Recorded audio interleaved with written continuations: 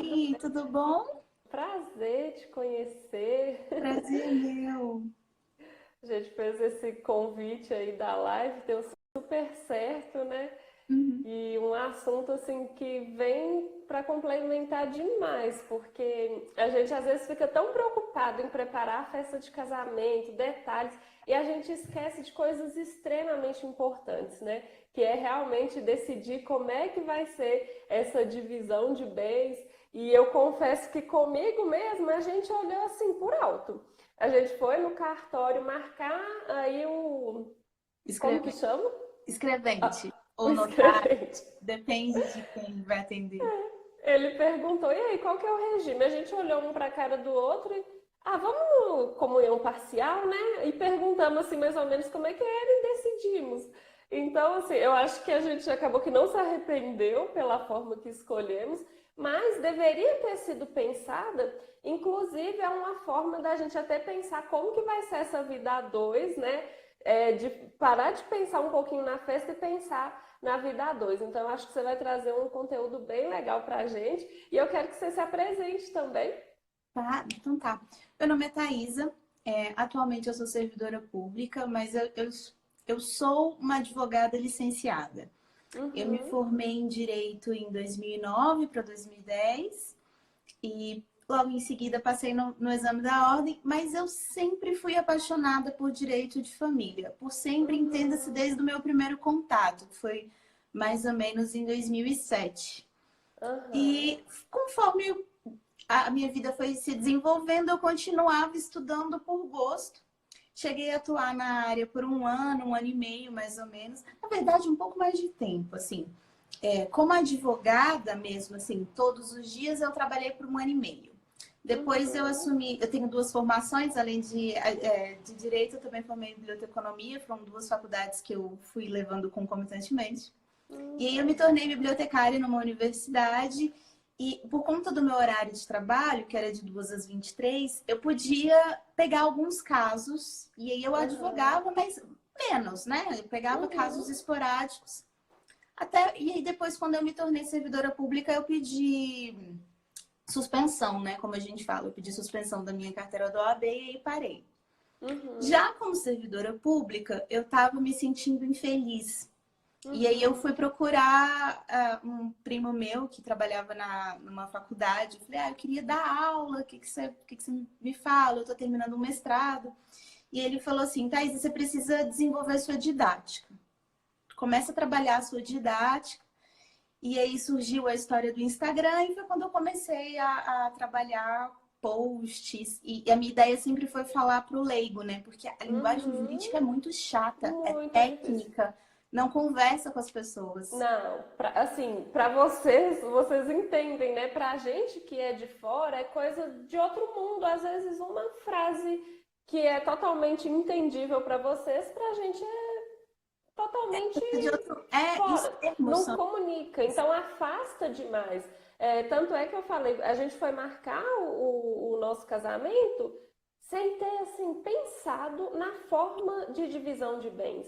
Porque tem, por mais que a gente ache na internet um conteúdo aqui e outro ali, a gente não pega para absorver e realmente pensar, né? Nossa, vamos ajeitar essa vida direitinho agora? É uma coisa que eu observo muito. As pessoas só pensam em procurar um advogado quando elas já estão querendo se divorciar. E às vezes, se Sim, elas procurassem um advogado para se casar, para entender como é que funciona o regime de bens, discutir questões financeiras, né? As pessoas falam que dinheiro no relacionamento não importa. Eu discordo. Eu acho que importa sim. As pessoas deveriam sim. conversar sobre isso. Eu acho que até um post que eu falo que dinheiro no relacionamento é tabu, né? As pessoas não querem É, conversar e aí, quando elas vão para a prática do dia a dia, começam os problemas e não sabem sim. como resolver. Eu acho assim, se começassem a conversar antes, como que a gente pensa de administrar gastos e como que a gente pensa de construir o nosso patrimônio, Sim, né? O que que vai ser de fato nosso? O que que a gente pensa sobre isso? Eu acho que os casamentos teriam mais longevidade. Eu acho que nem tinha tanto divórcio. com certeza. E assim, é o meu trabalho. Eu luto mesmo para as pessoas terem uma visão diferente do casamento. se estruturarem para isso. Porque tem gente que está casando sem ser aquele momento para ela, tem gente que vai ter que se descobrir no casamento porque ela não quer parar um tempinho na fase do namoro para refletir essas coisas.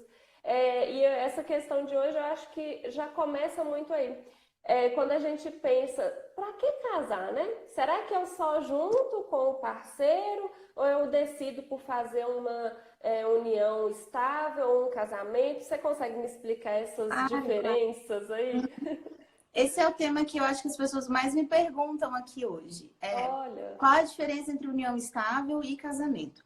Primeiro a gente tem uhum, que entender o seguinte, eu vou começar falando do casamento. O casamento é uma formalidade. Quando você vai se uhum, casar, você vai até o cartório, ou também até um padre, né? Porque às vezes a gente pode, ou pastor, não sei, você pode fazer um casamento uhum, religioso e pedir efeitos civis, né? Que a gente fala.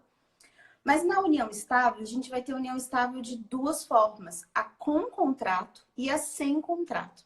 A com uhum, contrato, ela é mais simples, ela tem menos exigências que uma certidão de casamento vai te exigir, né? Que a formalidade do casamento vai exigir. Se você for fazer uma união estável e que você tenha um contrato, você vai até o cartório e convenciona. Você também lá vai ter a escolha do seu regime de bens. Você determina, não importa se você vai querer o parcial de bens, que é hoje que é adotado por padrão, se o comunhão total, ou se o participação final dos opostos, ou separação total. Ou se vocês vão fazer algum pacto nupcial, vai ser diferente. Um regime misto, por exemplo. uhum, Mas o grande problema que eu acho hoje é que as pessoas começam vamos morar junto. E aí elas não formalizam absolutamente nada. Aí você já tem uhum, um primeiro problema que é quando que de fato essa união começou. Porque se você casa, tá lá na sua certidão de casamento o dia do seu casamento. Se você faz um uhum, contrato de união estável, tá lá o dia que o contrato foi assinado. Na comunhão em que na união estável em que as pessoas vão morar juntos, você não tem isso. Aí você uhum. começa a construir patrimônio com essa pessoa. Sim. E Ou a assim, a constituir. pessoa ela nem percebe que ela está construindo pequenas coisas. É um carro que eles compram juntos, um financiamento que o salário, às vezes um só, não, só eu que estou comprando apartamento, mas o dinheiro dele começa a faltar, a esposa está ajudando nas despesas de casa. São coisas que você vai crescendo e não percebe. Exatamente.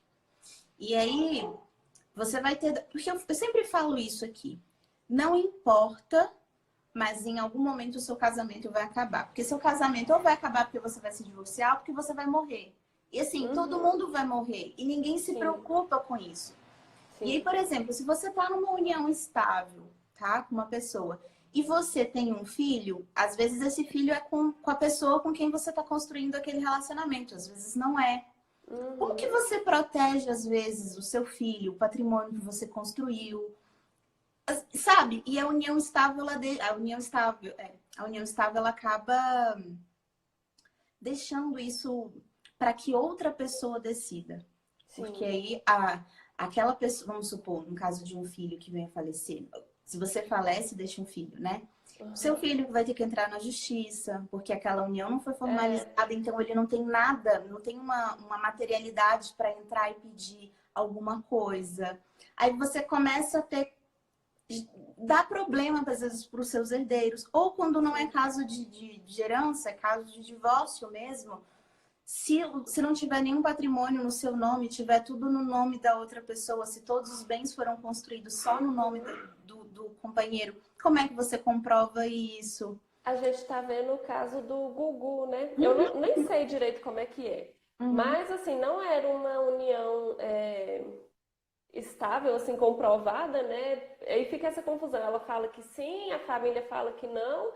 E no caso deles envolve um patrimônio muito grande e fica nesse impasse, porque se tivesse tudo decidido antes, ficaria simples. Ela ficaria com nada ou com parte, né, do que era necessário e agora tem que entrar na justiça. Quando é um processo tão caro, assim, milionário, né, bilionário, eu acho que é o caso dele, vai envolver muitos custos. Se você não foi amparada antes, onde que você vai tirar dinheiro para entrar com um processo, né? Então é uma situação muito sensível e que talvez você esteja vai ser um momento de dor, seja no divórcio, né? Ou no caso de morte. Então, você já está mexido emocionalmente e tem que pensar nessas questões. Exatamente. E uma outra coisa, assim, em relação a eles, né? Você até falou, assim, que é um patrimônio milionário. Eu não acho que o problema seja quando seja famílias ricas. Não que não haja um problema, tá? Uhum, Mas quando você tem uma família milionária, como é o caso deles, você tem um patrimônio milionário, você tem de algum lugar, talvez, de onde tirar aquele valor para arcar com aquele processo. O problema é quando, às vezes, são seres normais como eu e você, normal. sabe? E aí Perfeito, você vai. perfeita essa E aí colocação. o seu patrimônio, às vezes, você paga com o seu divórcio o que você construiu. Porque o processo Uhum, judicial, às vezes, é tão demorado que a briga em si acaba com o patrimônio que às vezes é muito pequeno que o sim, casal construiu, sabe? sim. E eu sempre falo isso, eu não tenho problemas em falar assim, eu acho que o casamento é melhor que a união estável ou vice-versa. Eu não acho, desde que você reconheça no cartório, tá? Uhum, Há pessoas que, por exemplo, não têm crenças religiosas e preferem simplesmente, eu sou mais pragmática, eu prefiro ir no cartório e já uhum. resolver com um contrato de união estável, que é bem menos burocrático do que o casamento, porque casamento demanda proclamas, demanda uma documentação extensa Ah, maior. então essa é a diferença, né? Um Sim, casamento e uma união estável registrada. no início, sim, mas aí agora vamos para uma questão de quais são as diferenças na sociedade, vamos assim dizer. Aham, Em termos de sucessão, não vai fazer diferença. O que é sucessão? Sucessão é morte, é quando a pessoa morreu e aí você vai entrar na partilha dos bens. aham. O STF já tem entendimento que é o seguinte: não importa se você fez união estável ou se você casou, companheiro ou companheiro, cônjuge, todos eles têm o mesmo direito. Agora, vamos Uhum, imaginar uma relação que está se desenvolvendo, tá? E aí você é casada, né? Você uhum. falou que você é casado. Tá. Se Sou. seu marido quiser ser fiador hoje do irmão dele, ele só pode ser fiador se você autorizar. Uhum. Entendeu? Você me lembrou um caso, continua. Se vocês estão em união estável, não. Por quê? Porque no casamento você muda o seu estado civil. Você deixa de ser solteira e passa a ser casada. Uhum. Na união estável, você não tem alteração de status civil. Você é solteira, segue solteira. Uhum. Então, a sua liberdade para contratos ou para algumas outras coisas é maior, Uhum. entendeu? Então, assim, às Entendi. vezes, eu tô dando um exemplo. Eu gosto muito de comparar o contrato da união estável e a certidão de casamento com um contrato de posse e uma escritura de uma casa. Às vezes, a pessoa vai comprar Aqui em Brasília, eu sou de Brasília, né? E aqui em Uhum. Brasília, a gente tem alguns lugares em que as pessoas tinham fazendas, lotearam, tá? E venderam como casas. Tipo assim, eu comprei aquele pedaço, aquela fração. Só que a área pública ela não reconhece aquilo como uma área residencial. Então, às vezes, as pessoas ainda não têm a escritura, mas elas têm um Uhum. contrato de posse daquele Uhum. terreno. Então, assim, com a escritura, ela poderia, às vezes, financiar a casa lá na Caixa. Uhum. Mas como ela tem contrato de posse, ela não consegue financiar a casa. Então eu Uhum. brinco assim, que é mais ou menos como, fazendo uma analogia grosseira, é claro, né? Que a união estável e o casamento é como se fosse isso. Você tem direito sobre aquilo, às vezes não vai dar em nada, não vai nem fazer a diferença. Uhum. Na sociedade não vai fazer a diferença quando você tem um contrato, mas você tem mais flexibilidade ou não. Uhum. Eu já vi casos também de pessoas, vamos fazer união estável porque você trabalha e tem o plano de saúde da empresa. Então, assim, não quer dar esse passo adiante, mas quer receber benefícios de uma Claro, pessoa casada e arruma esse meio termo, né? Então, é até uma questão a se pensar, né? Se você não quer entrar num relacionamento de vez, por que será, né? Que tem alguma coisinha que. Tem gente que. A união estável é mais barata, porque aqui na minha cidade, pro casamento saiu quase R$ 500, 400 e alguma coisa. Se fosse união estável, seria mais barato? sai mais barato. Eu confesso que eu não sei quais são os valores de Uhum, emolumento, dos valores dos emolumentos, porque eu não anotei aqui. Eu mandei um uhum, e-mail para o cartório uns 2 meses atrás para saber quais eram os documentos que uhum. eles exigiam para quem ia casar e que eles exigiam Sim. para quem ia fazer união estável. Mas eu não olhei, eu não me recordo aqui de cabeça os valores, mas é assim, ela é mais barata. Então, talvez seja um motivo, né? O casal não quer ter custo agora e prefere fazer a união estável. Mas, assim, pensa, né? Por que que você não quer entrar de cabeça numa relação, né? Num casamento, firmar perante a sociedade, a justiça, para você ter essa segurança. Igual você falou, ter essa liberdade na união estável, né? Não tá tendo essa confiança de crescer junto com o parceiro, né? Então, são Mas, coisas a se pensar. mas é isso que eu tô falando. O fato da pessoa ter um contrato de união estável, ela vai ter um pouco mais de liberdade jurídica, mas ela segue Uhum, protegida. uhum, Entendeu? A minha preocupação com a união estável é quando elas não vão lá e segmentam um contrato de fato. uhum. Isso é algo que É o pior é, é o assim, caso assim. sempre quando alguém fala assim, ah, eu vou juntar, eu falo, ah, vocês vão juntar, legal, faz um contrato de união estável. Então, não quer casar, faz um contrato de união estável. Mas Uhum, não vai lá só junta e começa a construir uma vida sem ter o contratinho, sabe? uhum, Pra, com certeza. E pra assim, o que que acontece? A gente que é de fora, que não está nesse meio, acha muito simples. Ah, gente, eu só vou juntar.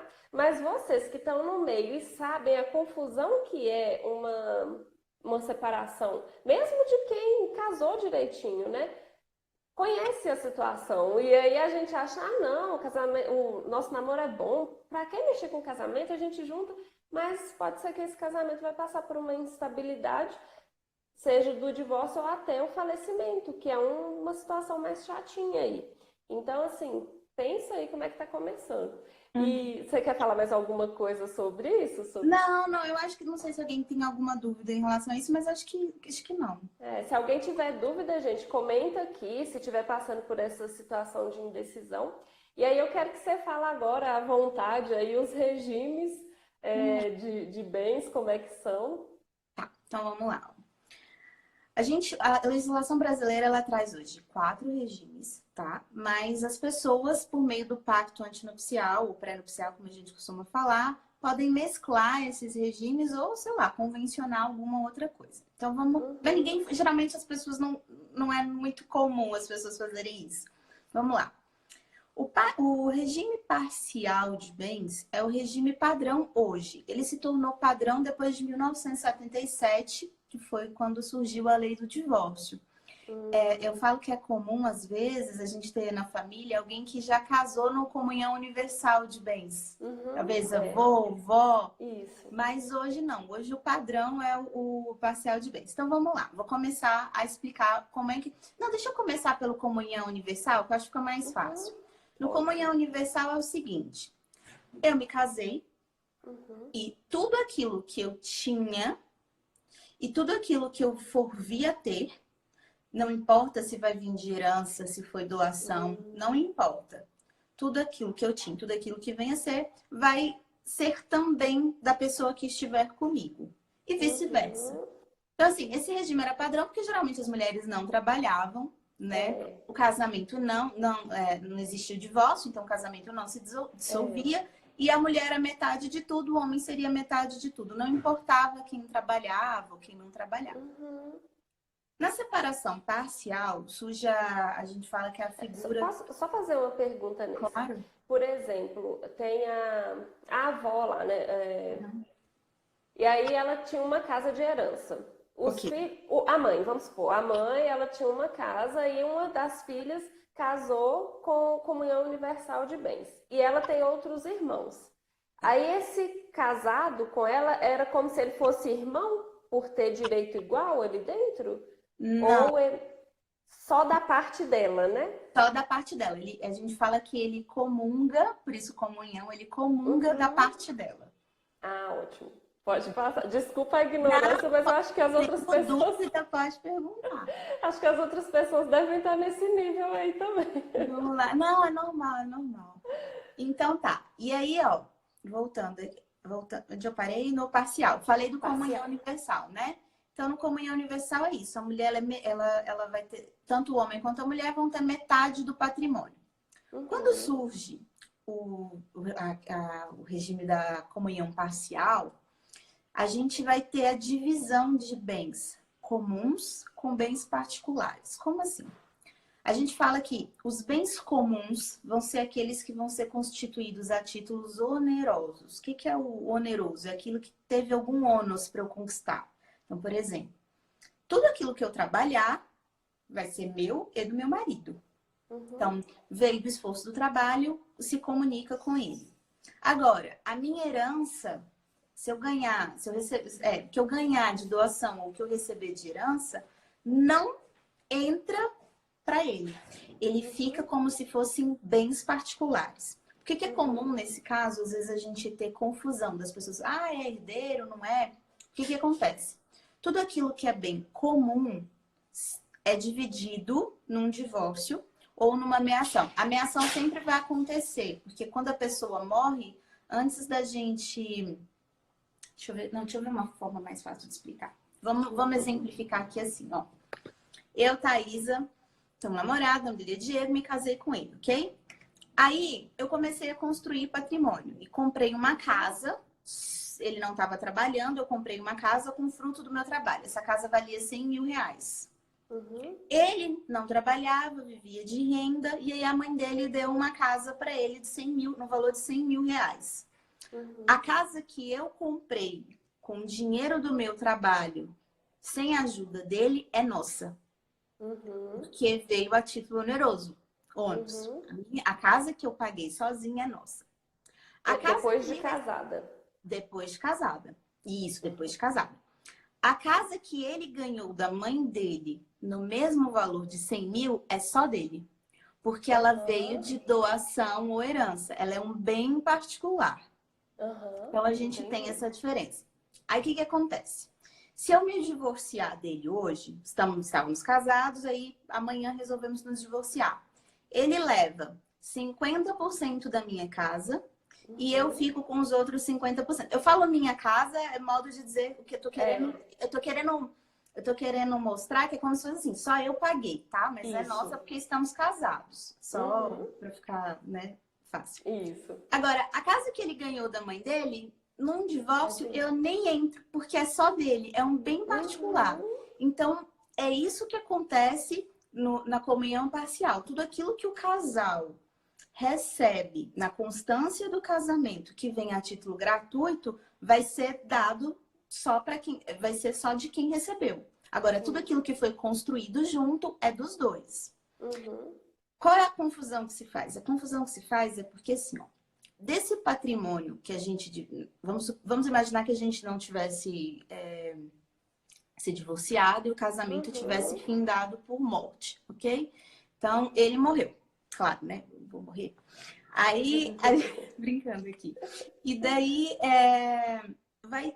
vai existir, antes de descobrir qual é a herança dele de fato, o que ele está deixando de herança, primeiro a gente tem que fazer a meação. Então, 50% daquela casa que eu comprei com o trabalho é minha, os outros 50% não era dele, se fosse ter um Uhum. divórcio. Então, esse 50% vai para a herança dele. Uhum. E os 100 mil daquela casa que a mãe dele deu para ele, por exemplo, é um bem particular. Sobre o que... Aí a gente teve um filho, vamos imaginar aqui nessa situação, Uhum. tá? Sobre o bem que eu fui meeira, que eu também fui dona, eu Uhum. não sou herdeira. Então, vai direto para o filho. Os Agora, 50 mil os 50 mil daquela casa que a gente construiu. Agora, os Nossa. 100 mil Agora, os 100 mil da casa que ele herdou da mãe dele, que a mãe dele deu, por exemplo, por doação, em caso de falecimento, eu sou herdeira. Porque eu sou herdeira dos bens particulares, dos bens que a gente Ah, não construiu juntos, sempre que aham. estou concorrendo com filhos. Aham. Então, às vezes, as pessoas confundem a figura da meação com a figura da herança. Não sei se conseguiu visualizar Sim, agora sim. dessa forma. Aham. Então, aqui eu estou exemplificando no caso, né, da parcial de Parcial. bens. Uhum. E aí é mais ou menos isso. E aí vamos para a separação total de bens, que seria o Uhum. terceiro regime. Na separação total de bens, é o seguinte: os bens não se comunicam durante a união e nem após a união, tá? Então, assim, o que eu comprar com o meu dinheiro é meu, ou com o dinheiro que ele me der e eu botar no meu nome é meu. O que ele comprar vai ser dele. Então, na Sim. separação total de bens, é isso. Uma coisa que eu queria falar, que eu acho que as pessoas não se atentam, é muitas vezes os casais têm problemas não é com construção patrimonial, é com gastos. Então, Uhum. fulano gasta demais, está gastando demais, e eu não concordo com esses Uhum. gastos. Eu não sei se você atende casos assim, mas geralmente o casal tem problemas com isso. E o que as pessoas não se atentam no regime de separação total de bens é que os gastos para a manutenção do casamento, da família, são dos dois. Então, eu vou dar um Uhum. exemplo aqui. Ótimo. Eu me casei no regime de separação total de bens. E aí ele resolveu alugar um apartamento com um aluguel no nome dele, absurdo. Sei lá, Uhum. 50 mil reais, sei lá, 5 mil reais era o valor da prestação Aluguel. do aluguel. Só, valor alto. E aí, passa 3 meses, a gente é despejado porque ele não pagou o aluguel. Aí eu penso Uhum. assim, eu casei em separação total de bens, a dívida é dele, a dívida não é minha. A dívida é sua também. Porque quando Uhum. você fala da manutenção do casamento, da manutenção da família, os gastos são dos dois. Uhum. Mesmo que casados na separação total de bens. Então, às vezes é muito comum em divórcio a pessoa falar assim, não, as dívidas dele é problema dele, eu não tenho nada a ver com isso. Não mandei ela reformar a casa, não mandei ele. Não é bem assim, não. Tem que Uhum. ter essa ideia de que gastos são dos dois. Deixa eu te contar uma história aqui que talvez saia até distorcida por a gente não entender os termos. Tudo Mas bem. foi um casal que viveu juntos assim uns quase 20 anos.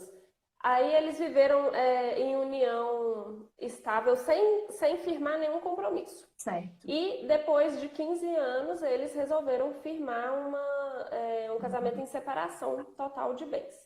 Uhum. Só que o homem da relação, ele acho que era sócio com alguém e precisava dar um bem de garantia. O bem que ele deu de garantia era a casa de herança da esposa.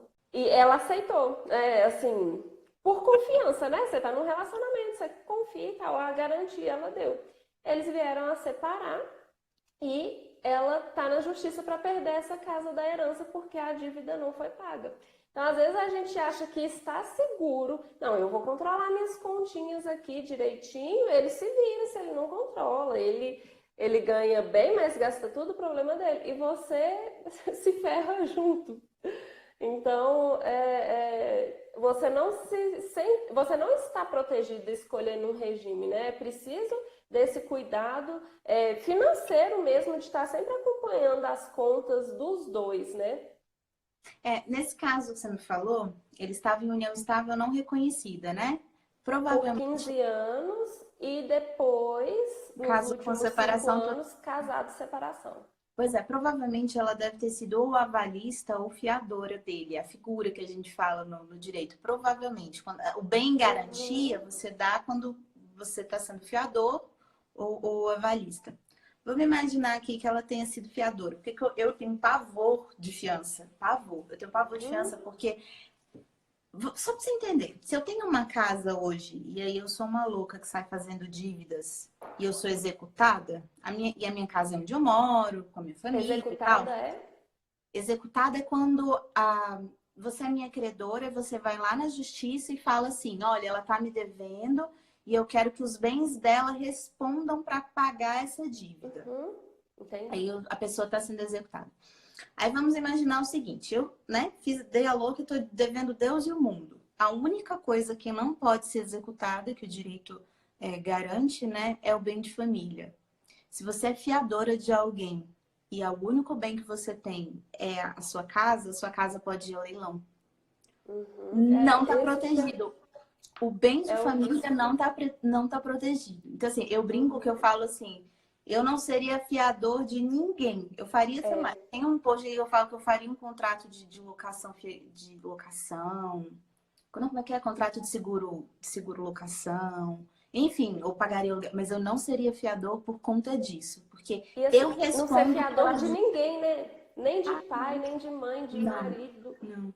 Porque O pessoal fala assim, mas você não seria fiador nem do seu pai, nem da sua mãe? Eu falo, gente, se eu posso contratar um seguro fiança locatícia, se eu posso fazer um seguro fiança locatícia, por que eu vou ser fiador? Para que a questão não é tipo, vou proteger meu pai, vou proteger minha mãe. A questão é que meios que eu tenho jurídicos que podem me permitir ajudar, né? Não é deixar a pessoa na rua da miséria, mas me permitir ajudar sem, com isso, colocar todo o meu patrimônio ali na reta. É um pouco disso, assim. entrando nessa questão, a Lívia tá participando Nossa, aqui com a gente, tô é, adorando. Deus me free. É desse jeito, né? Mas eu acabei me perdendo aqui da gente falando eu estava falando da separação da locação. da Pode questão de... continuar. Eu Tá. perdi. E aí eu vou para o quarto regime jurídico, que é o que ninguém fala. Tem um nome muito esquisito, as pessoas ficam, o que é isso? Tem um quarto regime que fala assim, participação final nos aquestos. Deixa eu traduzir, né? Aquestos é comunhão. Por que não colocaram comunhão? Não sei. Podiam ter colocado participação final na comunhão dos bens. Para eu falar dele, eu preciso que vocês entendam o seguinte, olha só. Se você casa na comunhão parcial de bens, a partir do momento que você se casa, tudo aquilo que você está construindo com aquela pessoa está se comunicando com a outra, se comunica, ok? É como se você tivesse um bolo ali comum, bens comuns. Quando a gente vai para o participação final nos aquestos, ele vai ser um misto entre o separação total e o comunhão parcial. Por quê? É como se fosse assim, olha, eu tô casando com 100 mil reais no banco e o meu noivo vai casar com 20 mil reais no banco. Aí, a gente se casa, ok? E aí a gente determina, você vai precisar, só um PS. Se você não se casa no regime da parcial de bens, qualquer outro regime que você vai escolher, você precisa do pacto antinupcial. Então, lá no pacto antinupcial vai estar escrito, olha, eu declaro que eu tenho 100 mil e ele vai declarar que ele tem os 20 mil. Hoje é o patrimônio, por exemplo. Aí você casa. Enquanto você está naquela união, os bens não estão se comunicando. É como se você estivesse numa separação total de bens. Então, cada um administra o seu. Sem ressalva, sem precisar de autorização um do outro e tal.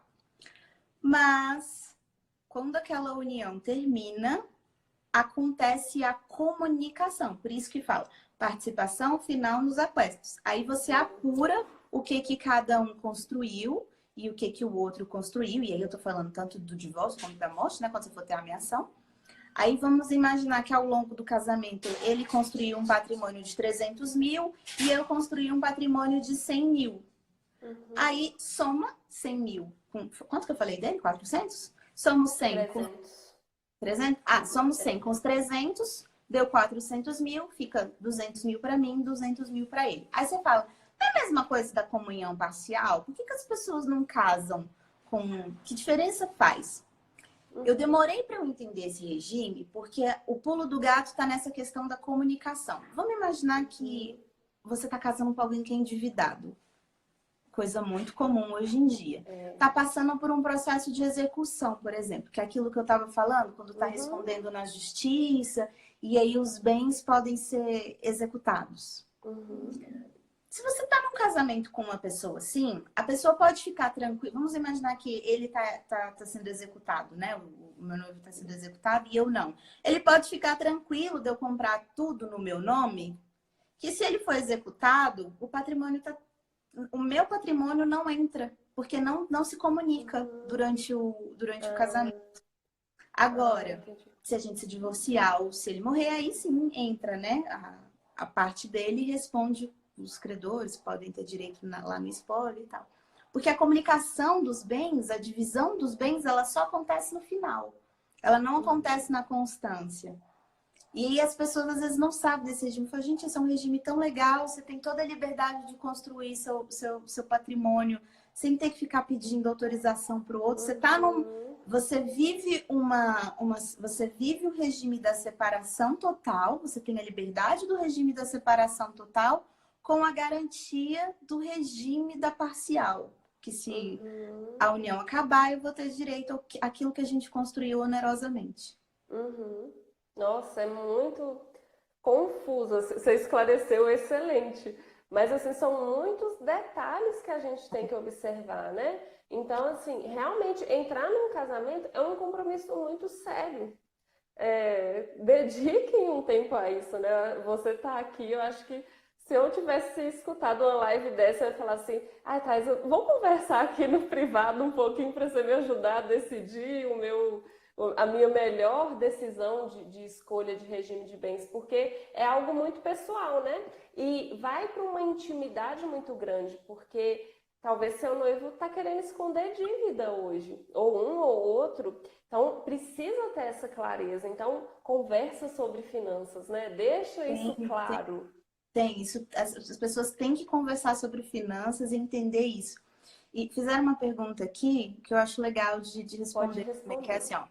Mas se a dívida for maior que a parte dele, os credores vão poder cobrar da sua parte? Não. O que acontece? As pessoas acham que a herança, ela responde... Vou exemplificar aqui, ó. Mas vamos imaginar o seguinte. Seu pai morreu e deixou 100 mil reais em patrimônio. Se ele deixou 100 mil reais em patrimônio e 90 mil reais em dívidas, o patrimônio que ele deixou responde por aquelas dívidas e você herda só 10 mil. Porque é a preferência dos credores dele. Agora, se seu pai deixou um patrimônio de 100 mil e 110 mil reais em dívidas, isso significa que dos 100 mil que ele deixou, vai para pagar os credores e os 10 mil são os credores que perderam. A dívida, ela não passa do morto. Eu, como filha, não posso herdar dívidas. Sim. E eu, como esposa, não posso herdar dívidas. Agora, olha só. Se fosse o caso do aluguel, aquele caso que eu falei, que a pessoa deixou, mesmo que ultrapassasse o valor do monte e eu tivesse patrimônio, aquele aluguel me atingiria. Porque os gastos seriam dos dois e não só de um. Não é só a herança dele, são os gastos da família. E as pessoas, eu acho que eu estava conversando com a Lívia, essa que está aqui, ela é uma amiga minha. E uma vez eu conversava com ela, eu falava assim, o problema das pessoas é que elas têm dificuldade de perceber que a construção patrimonial elas fazem com quem ela poupa. E não com o que eles gastam. As pessoas brigam porque com o valor do dinheiro que gastam e não percebem que a construção está no que se poupa. Até questão de financiamento, né? O pessoal... não, cabe dentro da minha parcela. Eu já vi casos de casais fazerem uma loucura para financiar, não passam 1, 2 anos, se separam. E aí eles nem têm patrimônio para pagar custo de separação e ainda tem que dividir um bem financiado. Você consegue explicar um pouquinho? Eu falei isso aqui tem umas 2 semanas, foi polêmica. Falei assim, gente... eu tô adorando esse papo, porque pra gente é tão difícil, isso aí esclarece. Se vocês estão adquirindo um apartamento por financiamento, vocês não são donos de um apartamento. Vocês são donos de uma dívida. O apartamento só vai ser do casal quando aquele valor aquilo terminar de pagar, né? Então vai funcionar assim, ó. O apartamento ele gera um ágio, tá? Então, assim, sei lá. Vou explicar. Cada um deu 50 mil já chegou lá. Cada um deu 50 mil de entrada. Ou deram valores diferentes. Um deu 50, o outro deu 20. Um paga a prestação, o outro não paga. Aí vai depender do arranjo das pessoas. E aí a maior confusão é... Geralmente, quando você paga uma prestação de um apartamento ou de uma casa financiada, você tem a composição de 2 valores. Um de juros e o outro do abatimento da dívida, né? Então, bem fácil aqui. Se você paga uma prestação de R$ 2.000, geralmente é 1.500 de juro e 500 de abatimento, dependendo. Mas é a verdade. Se você fizer mesmo uma análise da planilha, é isso. Eu acho Mas que pode ser até pior. pode. Mas eu vou colocar esse de 2.000 e vou colocar um de 1.000 só para ficar fácil. Então tá lá, vocês estão pagando todo mês R$ 2.000 de prestação, 1.000 tá indo para o banco e 1.000 tá indo para o abatimento do apartamento. Passou 5 anos, você pensa, todo ano eu pagava 24.000, 5 anos, 5 vezes 4, 5 vezes 70, não sei se eu fiz de cabeça certo não. Paguei 70.000. Na verdade, quando você vai olhar, você não tem 70.000 de saldo ali no banco, você tem 35.000, aí você vai vender o ágio. O que é vender o ágio? Vender o ágio é quando você tenta vender uma dívida, ok? Porque o que você tem é a dívida, você não tem aquele apartamento, você vende para um terceiro, e aí ele vai te pagar um pouquinho daquilo que você já pagou. E aí é isso que, na maioria das vezes, o casal divide, a dívida. E aí, olha, o que mais acontece, eu falo assim para as pessoas que pensam de fazer isso, façam um contrato nupcial para pensar nisso. Sabe por quê? Porque às vezes o pai deu dinheiro. Às vezes o dinheiro não veio da pessoa, às vezes veio do pai. Às vezes o pai tá dando dinheiro na constância do casamento. Às vezes foi o pai que bancou a reforma do apartamento. E aí, como é que fica configurada essa doação? Porque é uma doação. Se o pai, vamos supor, seu caso e meu pai tá lá bancando a reforma daquele apartamento, não é um dinheiro que está vindo a título gratuito. Não fui eu que construí, não foi ele que construiu. Então, é uma doação que o pai dele está fazendo só para ele. As pessoas não pensam nisso, de pactuar. Como é que vai ficar? O que a gente está pensando sobre? Não sei se eu respondi sua pergunta, mas é mais ou menos isso. Que as pessoas dividem em caso de algo que está sendo comprado, né, financiado, é o ágio. Tem o Nossa, aluguel. excelente. Porque as pessoas não pensam realmente ao financiar. E assim, você não é da área de finanças, você é da área de direito. Então, talvez eu falando, eu fico a chata. Não, gente, não financia, porque é dívida e tal. E a pessoa, se a gente não fizer isso, não vai conseguir adquirir nada nunca. E você vem com uma outra perspectiva falando que o financiamento também tem muitos impasses, né? É bem complicado aí de resolver. Eu já passei por um caso assim que a gente viu na família. Deixa eu ver se eu consigo lembrar, que é um caso mais antigo. Que o pai tinha dado um lote de presente para o filho. E aí, quando foi separar, a mulher falou que não, que eles tinham comprado juntos. Aí teve aquela demora de procurar cheque de 15 anos atrás para ver quem que tinha comprado. Realmente foi o pai. Ou seja, o lote era dele, só que acho que por conta desses gastos comuns, né? Acho que tinham comprado o carro junto, despesa de casa. Ele teve que vender esse lote para dar uma parte do dinheiro para a mulher. Acho que mesmo sendo separação de bens. Então, assim, não é simples, né? É separação, cada um por si, pronto. Vai ter confusão, vai ter que entrar com o processo para fazer essa separação aí direitinho. A gente tem uma súmula do STF que é muito polêmica para quem é da área. Eu nem entrei no assunto, mas já você falou, vou entrar nela. É a súmula 377, para quem tem interesse de olhar, quem pensa de casar no regime de separação total. Ela vai falar o seguinte, que aquilo que você conseguir comprovar que você bancou também para construir alguma coisa, você tem direito, mesmo que você esteja casada no separação total de bens e aquele bem não esteja no seu nome, esteja no nome da outra pessoa. É bem complicado, assim.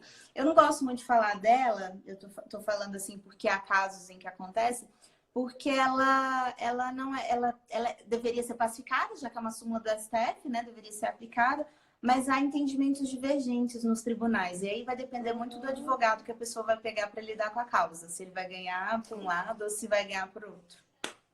Mas ela fala exatamente isso, pode. Como eu falo mais para noivas, né? Talvez você pegue um casal que esteja em separação, outras situações. Eu, aqui no caso, como noivas, o meu conselho é, gente, Senta, conversa sobre as finanças, define o que vocês podem comprar, o que pode realizar. Tem casos, inclusive, olha só, tá pagando a festa de casamento, antes de casar, separa. E aí separa porque não alinharam sobre a festa, sobre a vida a dois, estão fazendo ali tudo na correria e vai ter dívida de uma festa de casamento, seja porque separou antes de casar ou porque separou um ano depois e ainda está pagando festa. Eu imagino que confusão que não deve ser uma separação de festa, que não tem nada físico ali, né? Já passou, foi dinheiro gasto e tá com dívida. É complicado, né? Porque você não tem nem como entrar com algo de divórcio nem nada, porque se não houve a união, é claro que não tem como haver divisão, né? Aí entra na questão da sociedade civil. Seria é como se você tivesse comprado algo com um amigo seu e tivesse no nome dos dois, e aí tem que dividir. Aí é mais complicado porque tem que olhar contrato por contrato, caso a caso, fica até difícil de falar, assim, sabe? Mas quando é noiva, sabe uma coisa que eu acho legal de sentar com elas e conversar? É virar para elas e perguntar o seguinte: como é que você pensa de poupar? O que você pensa que é patrimônio? Porque assim, ó, o que vocês vão gastar é dos dois, ok? Os dois vão ter que arcar ali, seja um só trabalhando, seja os dois, seja havendo diferenças salariais. Mas como é que vocês pensam de construir o patrimônio de vocês? Porque às vezes você casa na separação total de bens, mas você pode construir patrimônio em comum com aquela pessoa. Nada me impede de, por exemplo, eu quero comprar uma casa em separação total, eu vou dar metade, meu noivo vai dar metade, vamos lá e compramos juntos aquele apartamento. Está no nome dos dois, nada impede o fato de você escolher o regime de separação total, sabe? Agora, às vezes é muito complicado, assim, eu não posso falar nome nem nada, mas eu conheço um caso que foi o seguinte. O marido ganhava 3 vezes mais que a mulher. E eles, ao longo da vida, 25 anos de casado, construíram a casa em que eles moravam, um prédio com kitnets para alugar e um sítio que eles tinham em comum. E na cabeça do marido, porque ele ganhava mais, e na cabeça dele, né? Porque aí tem aquela coisa da divergência. Um fala uma coisa, o outro fala outra. Ele bancou mais o sítio. E ele achava que porque ele tinha bancado mais o sítio tinha que ser dele, só dele, sendo que eles tinham casado no regime da parcial de bens. Eu dei mais dinheiro aqui, o de sítio tem que vir só para mim nessa divisão. Não funciona assim. Casaram na comunhão parcial.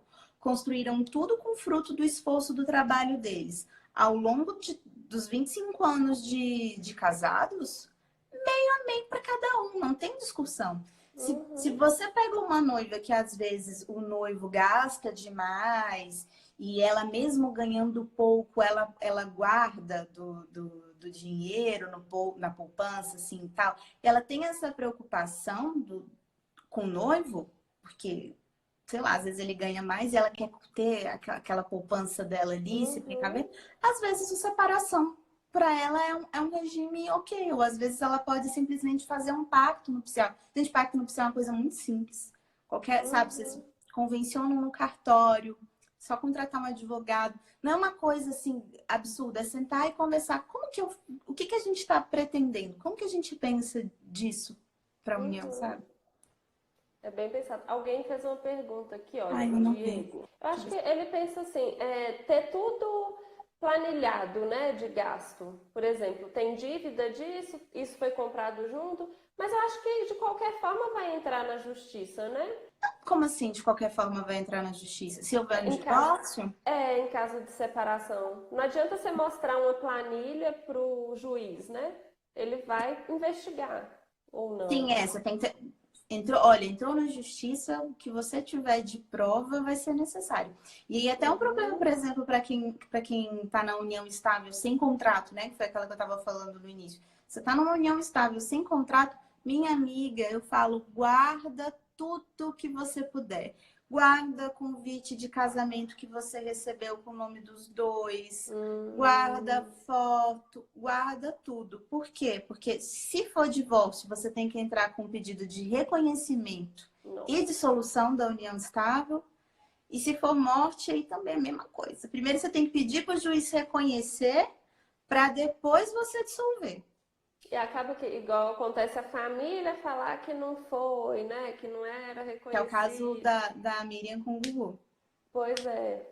E assim, no caso, é porque eles têm muito dinheiro. Não, tem gente que não gosta da família do outro. Então eles vão falar que não era, que, né? Então, assim, é muito bem pensado, assim. Você falou de uma forma que acho que alertou mesmo aqui quem assistiu. Eu vou deixar salva essa live, porque eu acho que, assim, é essencial, né?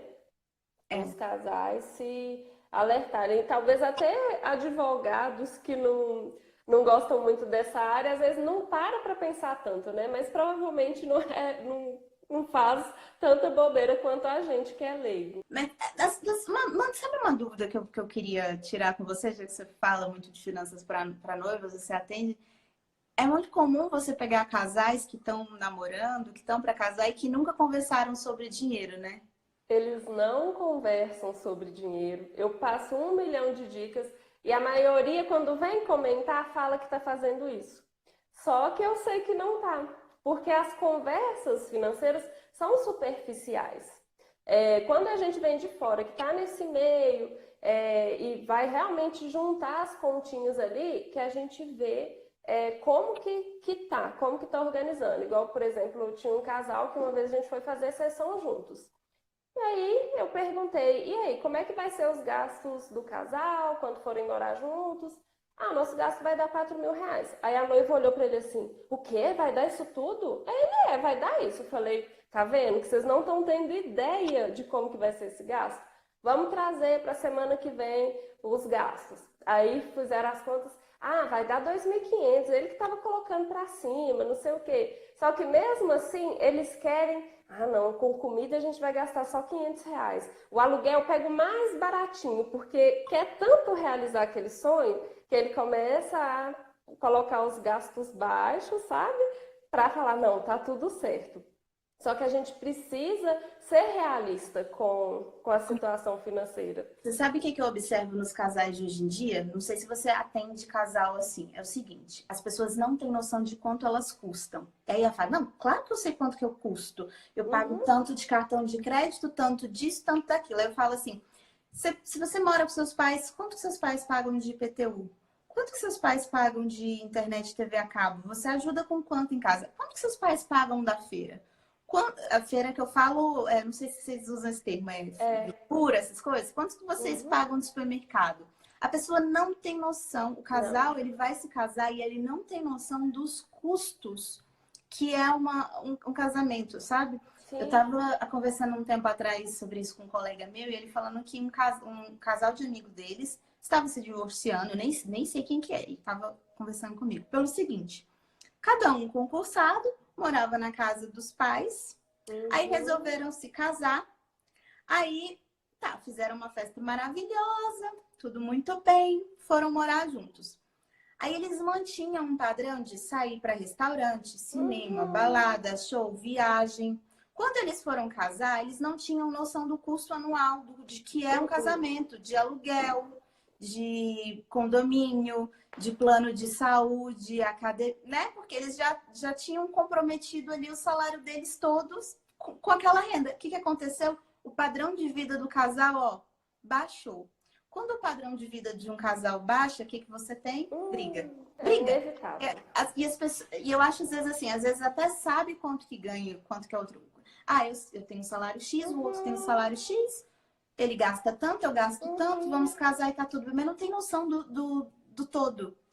Nossa, a minha luta é pegar os noivos para pararem e pensar nisso na época do noivado. E realmente, assim, é uma luta, porque eles só querem pensar na festa de casamento.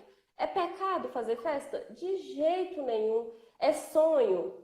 É. Então, vamos planejar para esse sonho não impactar na vida a dois. Eu tenho um caso, você está contando aí, eu me lembrei.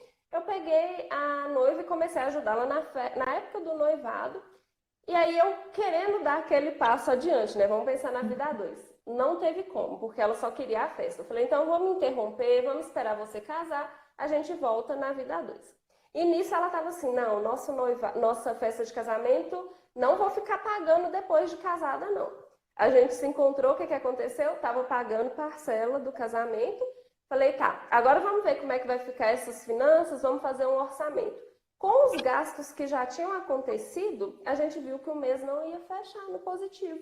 E a previsão para os próximos meses era no negativo. E aí eu falei, olha só como é que tá a situação. E ela tava assim, eu não vou arrumar outro trabalho agora, já trabalhava em um, não vou arrumar outro, porque meu marido falou que vai dar conta de sustentar a casa e tal. Só que o salário dele não dava e nem somando com o dela. Ela teve que arrumar outro trabalho para suprir ali o básico. E quando ela foi ver o total dos gastos, ela falou assim, gente, isso não nos permite ter lazer, o que eles estavam fazendo. Então, assim, estava um orçamento curto, enxuto, que não permitia ter uma vida com o mínimo de lazer possível. Então, assim, eu luto mesmo, gente, vamos cuidar das finanças. E talvez pareça que eu sinto que eu estou gritando no deserto, sabe? Para prestar atenção, mas eu vou continuar e pegar essa festa aí para a gente deixar ela mais encaixado realmente na sominha ali do casal, para não prejudicar. E é complicado também, porque às vezes, por exemplo, você tá falando, o casal não conversa, né? E às vezes, por exemplo, Não, casa. Ixi, tá quase acabando, faltam 3 minutos tá. aqui. Faltando Às, 3 minutos. às vezes a pessoa casa e ela leva responsabilidades de casa. Isso tem que ser conversado com o parceiro, com a parceira, explicar, Sim. olha, eu tô casando, eu ganho tanto, mas desse valor aqui, X eu vou continuar ajudando meu pai, minha mãe, ou meu irmão, ou sei Isso. lá, né? Seria muito importante que casais, assim, sentem e conversem. Eu nunca tive a oportunidade, assim, de conversar sobre isso preventivamente com algum amigo ou amiga minha, sabe? De sentar e falar assim, Uhum. geralmente eu já tô conversando quando o casal já tá com problema. Aí eu falo, Justamente. se você tá pensando assim, talvez você pudesse ter adotado um outro regime, se você pensa assim, é complicado, é muito difícil, é muito Justamente. complicado quando o casal não conversa. Eu acho muito Nossa, mas bacana um perfil que incentive isso. assim, que eu vejo hoje é o único. Que, sabe, as pessoas estão focadas na festa ou já estão focadas no problema. Eu trabalho assim na prevenção e às vezes já no problema, né? Porque eu bato o olho e vejo, nossa, a festa tá saindo mais caro que a pessoa pode. E aí eu me envolvo tanto para resolver, sabe? Eu fico doida procurando estratégias para pessoa entrar com aquela tranquilidade. Mas A assim, Lívia que me indicou seu perfil, assim, achei muito a Lívia, então, que eu tô confusa, assim, é a Lívia que eu conheço, ela também tem um perfil, né? ela que me indicou o seu perfil. Eu falei, olha que bacana esse perfil. Eu falei, é verdade. Ai, Porque é isso, assim, é difícil a gente encontrar hoje em dia. O pessoal puxa esse trabalho de conscientização para que as pessoas conversem sobre dinheiro antes de casar, antes de ter o problema, né? De procurar um advogado antes, não para divorciar, mas para manter o casamento, né? Para manter a ju- união, assim, funcionando. perfeitamente. Gente, vamos encerrar aqui, né? Tá no finalzinho. Muito obrigada. Eu amei seu conteúdo. Eu espero que a gente faça mais lives para orientar esses casais aí. Eu que agradeço, viu? Foi um prazer. Tuas ordens, sempre precisar. Vamos conversar assim. Tchau. Obrigada. Tchauzinho.